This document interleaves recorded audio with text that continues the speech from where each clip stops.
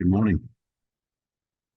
Have you ever found yourself in a helpless, hopeless, deep, dark hole situation that you can't get out of where you feel quite alone?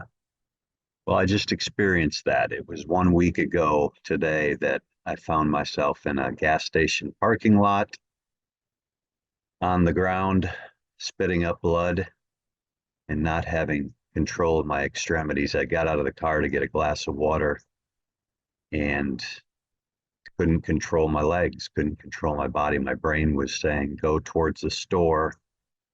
And I ended up staggering like a drunken sailor towards the gas pumps. I was having let me check what it's called, a posterior circulation stroke. And I'd lost all ability to walk and control most of my body. Ended up throwing up blood for the next 48 hours. I crawled to the glass, banged on the door, and pleaded with the station attendant to call 911. Actually, I screamed for him to call 911. I had frightened him quite a bit. And then I collapsed in a ball on the ground in his store. And then I pleaded with the Lord not to take me yet. And he heard my cry. He gave me another day, another week. And for that, I'm thankful. And I was helpless. I was alone. God brings trials for a purpose, and we don't always know the answers for those. But over the last week, I've learned some things, and I wanted to share those things. I hope they encourage you and maybe challenge you. And I don't ask for your sympathies. I do ask for your prayers. There's no solution. There's no diagnosis other than it was a stroke. But I know that God is in control. My first devotional when I was back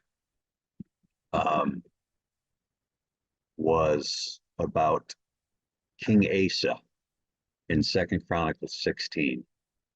And he loved the Lord. He was a follower of the Lord. But in his late days, he leaned on others and their wisdom and knowledge more than he did the Lord. In fact, it talked about a severe disease he had, and he sought the physicians instead of seeking the Lord. So, lesson learned for me. And really, the first thing I wanted to share was if you're going through something, whatever it is, don't do it alone. I was recently doing a podcast on leadership and loneliness, and 70% of leaders feel alone at one time or another. And that loneliness leads to isolation. It's a choice, basically. We make that choice. And so I challenge you to number one, choose God, seek him. He loves you with an everlasting love. He delights in you. He's not left you. He's not forsaken you. As A.W. Tozier said, he waits to be wanted. So ask, seek, knock. He'll be there for you. Proverbs 3, 5, and 6 says to trust in the Lord with all your heart. Don't lean on your own understanding. In all your ways acknowledge him, and he will direct your paths. He wants to teach you his ways. In one chapter, though it's probably the longest chapter in the Bible, David cries out in Psalm 119 in so many different ways. Lord, teach me. Lord, save me. Lord, help me. Lord, revive me.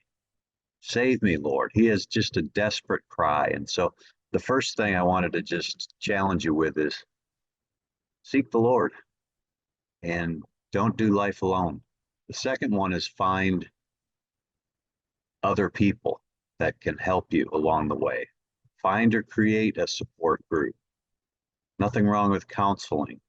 Nothing wrong with a small group. I'm starting a peer group of CEOs that will help with that. But find a church, find a Bible study. I knew that I needed a men's small group and there wasn't one around me. Well, 15 years ago, I started that group and these men still meet via Zoom. We're meeting today, once a week to share, to help each other, to challenge, to read the Bible. So find or create a support. We all need community care and accountability. The third one is make the main things the main things. When you're old or gray or you hear death knocking on your door, you've heard the old adage, you won't regret not spending more time at work. It's true. Draw your work boundaries. Don't take it home with you. Research shows that work stress and work creates difficulty in relationships, especially for CEOs and leaders. 70% experience loneliness. So draw those boundaries. Invest your time in your family. There was a recent survey that individuals over the age of 65 were asked, if you had to live life over again, what would you do different? And it was unanimous. They said, I would invest my time and my resources in things that go beyond my life, beyond my generation. So make the main things the main things. And lastly, don't question God. Just he allows trials for a reason. He has a purpose. Trust him. David said in Psalm 119:71, it is good for me that I've been afflicted, that I may learn your statutes. He wants to form you. He wants to prepare you. He wants to use you. Wait on him. Be of good courage. The battle is the Lord's. He will never leave you, never forsake you. Thanks for listening. I hope you can share this with someone else to encourage them. Remember, look up and walk forward.